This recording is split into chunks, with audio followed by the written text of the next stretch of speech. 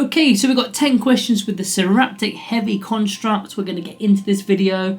The poll results are in. 1,600 of you guys actually voted and 43% of you guys wanted the heavy construct. So that is what we're going to be doing today. Now the next poll went live earlier on today. So if you've missed that, jump on the community tab on the channel and vote on the next one. Remember to put your questions in as well. Comment of the day we have got, let's have a look. Rich in 60s. You say we know your playstyle, but we never get to see you play. It would be awesome to see you talk through a game and how you play it. I do have plans on doing that. The studio is just being refurbished and redecorated at this moment in time. But once I've done that, there will be some more battle reports, and I will be doing a bit more tactical battle reports as well. So stay tuned for that. So yeah, guys, make sure you are subbed, in fact, because we're 88 subs away from 13,500. I want to reach that mini milestone of mine. Hopefully we should be doing that in December at some point, and there will be some December Christmas content on the channel as well. So we've got our 10 questions today for the Seraptek heavy construct. What's the best weapon options? We've got reasons not to take it. Is there any Codex synergy? These questions will be answered, plus many more. There's 10 of them in total. Let's get into it. So it's our Titanic Walker, and it's 540 points. It's quite an expensive boy, and if those of you that have actually seen this model, it is humongous. It is big boy. It's a big boy. So question number 1, should it have the Canoptek keyword? This was a question from Drunk A Aimbot. I feel drunk just reading that. Drunk A Aimbot. And this question's been in the forums running for multiple years now. Should it have got the Canoptek keyword? It's not. It's a Seraptek heavy construct. Now, I know this isn't really game related, but my stance is I don't think it should. I don't think it should. Canoptek units in the lore are there for maintaining and guarding tomb worlds, tomb complexes, whereas the Seraptek heavy construct was pretty much built for war. It was built for destruction, not for guarding and maintaining. So there is a slight difference there with the keyword. As far as 10th edition goes though, it would have been quite easy to give it the Canoptek keyword. However, what you need to remember is the points cost would probably escalate. It would probably go up in points, particularly for the Canoptek court. As soon as you got it in the Canoptek court with all the rerolls, it becomes quite overpowered, so they'd have to show the points for it. It's already quite expensive, 540 points. Keeping the keyword away, keeping that Canoptek keyword away from the data card also allows us to potentially pick it in all the detachments and not just the Canoptek court like we do with the Canoptek Doomstalkers. So I know that wasn't a game relevant question, but I thought I'd throw this one in there, and I would say no, it shouldn't have. As far as in-game stuff, which weapon should it take? This one is from the True Koja 6448. Now, let's go through these weapons. A lot of players get confused with these weapons because, well, there's 2s and 1s and all sorts. Let's break it down. I've got option 1, you get 2 singularity generators, and then you get the melee weapons. Or option 2, you get 2 synaptic obliterators, 2 transdimensional projectors, and then the melee weapons.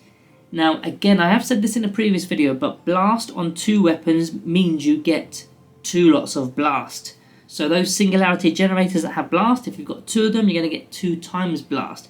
If you're firing against a 5-man unit, you're going to get a +2, not a +1. If you're firing both weapons in that unit, that is. Now, if you're firing these options against like 5 Terminates, for example, option 1 on the screen will kill a 5-man unit pretty comfortably, whereas option 2 only kills a couple. And it's probably because the synaptic obliterators have not got that much strength, strength 5, and the projectors, even though they're strength 24, you're only getting a combined total of 4 shots with them. You've got to still hit, you've got to still wound, and then you've got to get through the in-run saves. Now, if you're going up against a toughness 10 tank with no invulnerable save, option 1 does approximately 16 to 17 damage. Option 2 does about 19. So it gets better from this point, and then if you step it up to toughness 11, option 1 11 to 12 damage, option 2 does 19. So it all depends on the target, really. I mean, at a glance, I really like option 1, because if you've got 2d6 shots with blast per generator, that's 7 as an average, and then times that by 2, that's 14. Then you've got to add the blast on. You're looking at an average of like 16, 17, 18 attacks maybe, depending on the target, of course. And that's a lot of shots. And if you've got strength 10, devastating wounds, and damage 4, that looks and feels quite nice. But when you look at the Synaptic Obliterators, even though they're strength 5, they're basically heavy bolters. You're getting 16 shots with them, and those projectors are d6 plus 4 damage, and you're getting 4 shots with those. So option 2 is probably better, but I really think option 1 is quite cool. Next question, is it better at range or in melee? We didn't really touch upon the melee side of things. The melee is also pretty tasty. You can see on the screen, I mean, just anything that's got a sweep and a strike profile within the same data card is pretty powerful anyway, because you get to switch up what you want to do. If you've got intercessors on the go, you just sweep them up because you've got damage 2. Anything bigger, you go into your strike profile and obliterate them. I mean, I really do like that strike profile. Strength 14, -3 and 5 damage with 6 attacks is pretty good. However, I do think it does shoot better. We've just sort of identified the sort of damage numbers it does. In the fight phase, from your 6 attacks with the strike profile, you're going to get, 4 hits on average. Probably wounded on 3s against the big stuff. So you're going to get like 2 or 3 there. And then you're going to get like, it's going to be still a good figure, but it's not as much as the range attacks in my opinion. What is the Heavy Construct's best detachment? We've got a couple of options. The first one is already on the screen. It's the Awakened Dynasty. And the reason for this isn't so much for the the Seraptek Heavy Construct. What you need to do is get a Hexmark Destroyer, and you get the Phasal Subjugator Aura Enhancement on him, 35 points. Which means a +1 to the hit rolls for all Necron units that are not characters that are within 6 inches of him. That'll include the Seraptek Heavy Construct. So now you're hitting on 2s of all those weapons at range and in melee. That's tasty. Your opponent can't pick off the Hexmark because it's got Loan Up. Even tastier. You've got the Pro Score of Conquering Tyrant to be able to reroll hit rolls of a 1. If you combine that with the Hexmark Destroyer, then you are literally 2s rerolling. 2s rerolling is very nice, very filthy. Now, as for the other detachment option, you've got the Hypercrypt Legion. Being able to hyperphase a model of this caliber in is pretty grim. I mean, if you can get this in your opponent's backlines, that's nasty. And of course, you've got the Cosmic Precision Stratagem, which will be able to help you because you've got that 3-inch Deep Strike rather than the 9-inch Deep Strike. So you very likely will need Cosmic Precision if you are doing that. Might be hard to pull off competitively, but very fun when it does happen. Now I've got 2 questions in a row from Damn Legion 40k. They're sort of a flip reverse question. First of all, reasons to take it. You can obviously tell what the second question is, but reason to take it is the first question. Now, in the smaller competitive games, the 1,000 point games, your opponent simply won't have much to deal with it unless they've done the same thing you've done and brought some super big heavy thing. But this thing can fight, it can shoot. Not many things can do both, especially at 1k. So your opponent may never want to play you again if you do that. So it's not ideal to do that in your local gaming store against random opponents.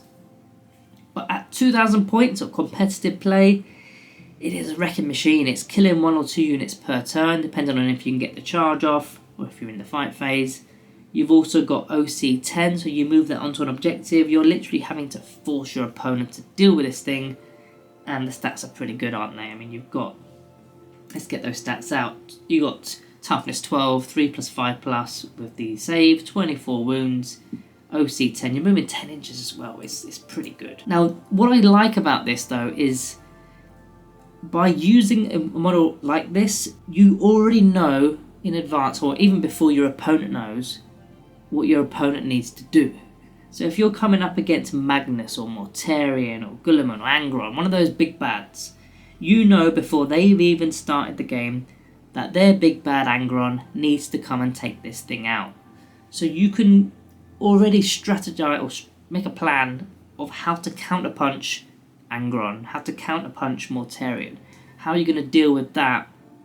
He's already got to deal with the heavy construct anyway, but you can counterpunch it and try and deal with it. You can lure him away from certain other units maybe. So you already know a game plan before your opponent even knows the game plan, which gives you a massive advantage up front. Flip reverse that, what are the reasons to not take it? I mean, first of all, 540 points is over a quarter of your 2,000 point list, all in one basket.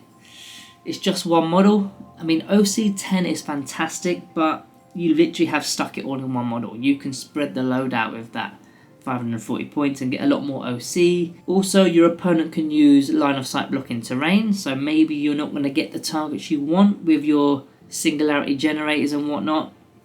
Maybe you've got to make do by, just shooting off some scouts or something because you've not got any targets. Terrain at the moment is quite heavy, so that would be a problem for heavy constructs. I mean, in fact, another problem because of terrain is just moving this thing around. I know it's a walker and it's got legs that are moving around, but the terrain is cluttered and you're going to have to make space for this thing, or have space ready for this thing when you're deploying it and then moving it around. Yes, you can walk over terrain that's under 4 inches, but most of the terrain in competitive play is actually more than 4 inches. So 540 points, yeah, it can be split up into different units in my opinion, and in fact, we're going to lead straight to the next question. What are the Codex alternatives? I'll just give you a few examples here. I mean, you could get a couple of Doomsday Arcs for 400 points. That's combined 28 wounds instead of 24. It's the same combined OC of 10. It's the same armor save. It's got a better in-run save of a 4+. Only toughness 9 though, not toughness 12. But a couple of Doomsday Cannons is pretty menacing. So I'm not saying it matches up with the Seraptek Heavy Construct's ranged output, but it's not that far behind. And you've still got 140 points left to actually buy other things. You could maybe buy a couple of Locust Heavy Destroyers to give you a bit more damage output maybe. Another option is maybe you want to go down the Catan route. You can grab yourself a couple of Catans at sub 600 points. I know that will be more than 540, but there's a lot more resiliency there. Their toughness is 11, slightly less, but you've got the 4+ invulnerable save again and the 5+ feel no pain save on top. They've got a good damage output, depending on which Catan you take. The 2 Transcendent Catan pairings offer a lot of flexibility with their movement as well. So that's another option. A more fun option, more themed option if you like, is you can go down the path of having smaller walking machines. You could take 3 Triarch Stalkers and that's only 330 points. Each one of those can carry a heat ray with the melter, is it Melter 4 that they've got? Admittedly they're not as durable of course as the Heavy Construct, or not as offensive as well. But 3 of them is fun and they probably score much better on victory points as well. And that's just 330 points, so you've got, 210 points still left to spend. And if you're sticking to fun themed list, you can go and grab yourself a couple of Annihilation Barges for 105 each. 3 Stalkers, 2 Annihilation Barges, doesn't seem actually that bad to be honest with you. Decent toughness, loads of wounds, loads of OC, pretty good at scoring. Will it be as good? Don't know, we'll have to sort of test that one out. I mean, if you don't fancy the Annihilation Barge and you're being a bit more realistic, you could go and get a unit of 3 Locust Heavy Destroyers and you've got enough change for a Canoptek Scarab Swarm, or a unit of 3. That's probably what you would do realistically to keep up with the damage output. Now, has the Seraptek Heavy Construct got any real Codex synergy? Yes, it has. Now, we already mentioned earlier on in this video the Hexmark Destroyer in the Awakened Dynasty with the Phasal Subjugator enhancement to give the +1 to hit aura. That's fantastic to make it hit on 2s. But then you add the Silent King, and the Silent King can give you those rerolls of hit rolls over 1 and rerolls of wound rolls over 1, which is probably where you're at. You're probably, if you're taking the big strength 24 weapons, you're probably wounded on 2s. If you're hitting on 2s, rerolling 1s, wounded on 2s, rerolling 1s, that's absolutely filthy. You go add a Canoptek Spider to give you the feel no pain save as well on your 24 wounds.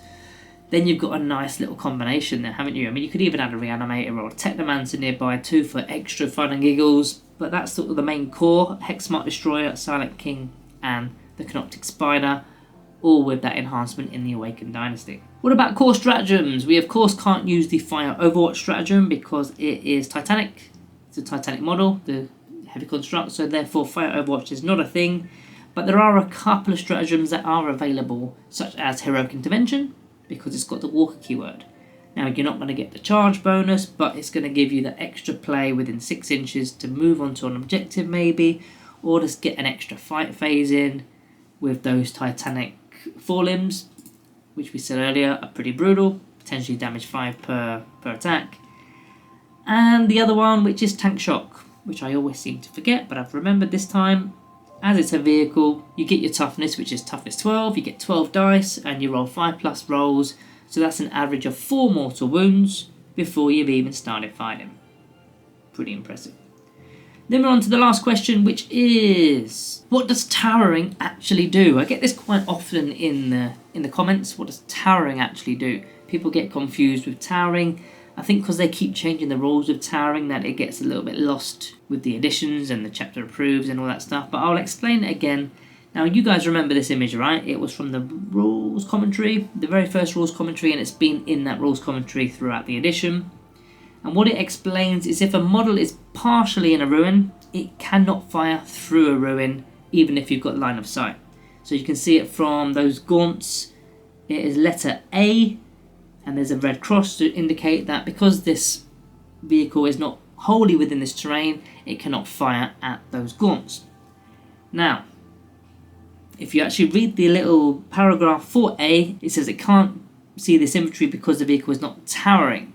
So what it's trying to say is if you've got a towering keyword with your model, which this tank obviously doesn't, then all you need to do is dip your toe in. You don't need to wholly be within that terrain feature.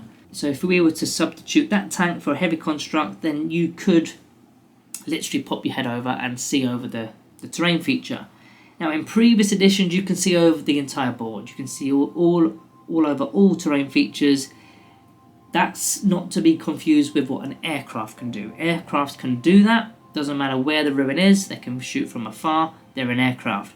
Towering is only for the actual terrain feature that you've got your toes in with your model. Now if you also wanted to find a bit more information, if you go into the rules, core rules, under terrain, in ruins, under visibility, and there's a little paragraph there that will just sort of explain even further about how this rule actually works. So guys, if you've enjoyed this video, make sure you are subscribed, of course, and check out these latest Necron videos we've got here on the channel at Planet 40k.